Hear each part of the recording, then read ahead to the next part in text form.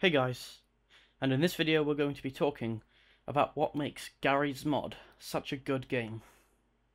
I myself have about 3,800 something hours in it myself because I've played it since it was one of the first versions like Garry's Mod 12. That's what everyone knows it as. And I absolutely fell in love with the game from the moment I played it, for the freedom it gives you. Now, a lot of people will probably be making a good point of, isn't Garry's Mod boring without mods? And that's true. When you actually download Garry's Mod, there are no mods installed by default. You have the default Half-Life tools and the mods and tools that Garry's Mod added to the game, like the Fizz Gun. Now, but some of that can be fun. You can still kill NPCs with weapons. You can still build things. It's a lot more annoying and a lot more boring. But isn't modding what made the game so good? The mod community behind it makes excellent maps, you've got good weapon mods, sweeps, different tools, and it expands on the game. It makes building a lot easier, because if you couldn't have things like the precision tool, the stacker tool, precision alignment, building would be a pain in the ass. Doable, but again, a pain in the ass. Without extra NPCs, weapons, and maps, again, the game would get repetitive and boring, and, you know, modding adds a lot of replayability to Garry's Mod. You could play the game for hundreds, thousands of hours, and not get bored. I'm not gonna lie, though, Garry's Mod has been getting more boring over the years, and I feel like Garry's Mod has never been the same since Garry's Mod 12. I loved the toy box in Gmod 12. I loved the toy box. The sounds that it made, the effect when it was downloading something, it just felt so much nicer.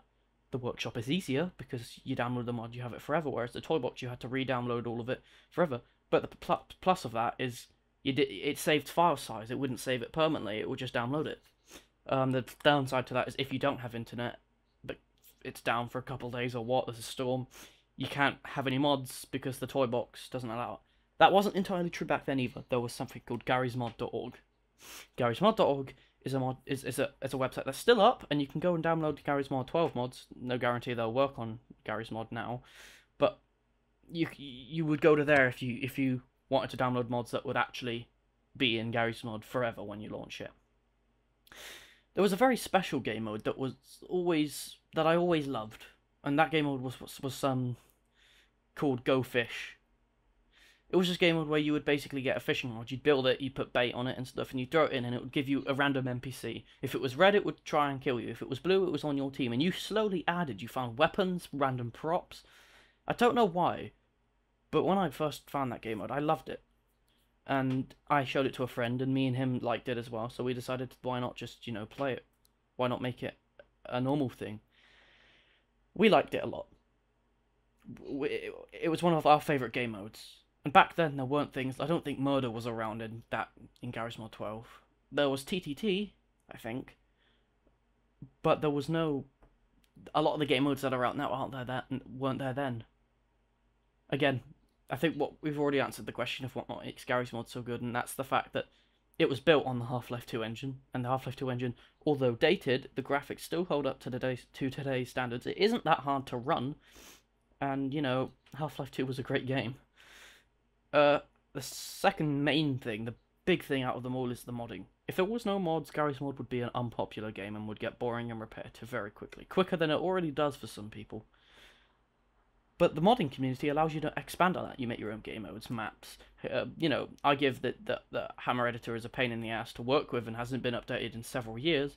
But you can still make mods. You can make anything, pretty much. You can model your own props. You can make scenes in the game. I do that.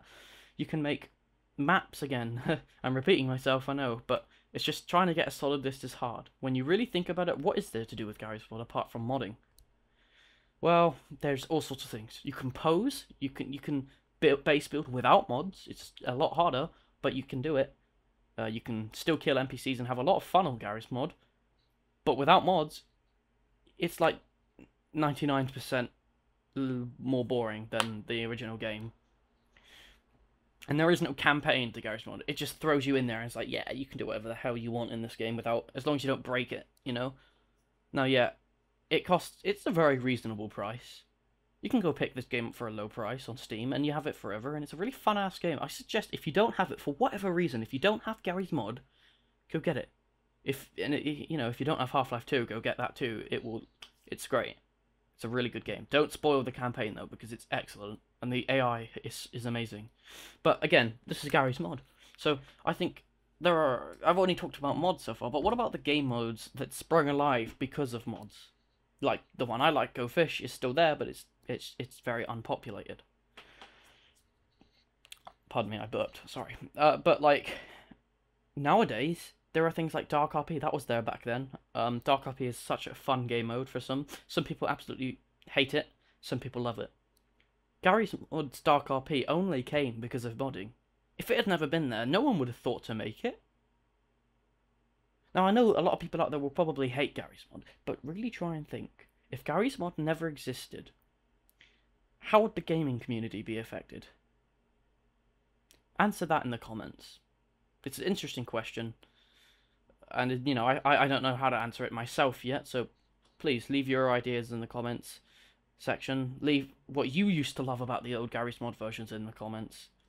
And just tell me why you love Garry's Mod or why you hate it. I'm interested in people's opinions because it can add to these upcoming videos. Thank you for watching, guys. And I will see you all in the next episode. Goodbye.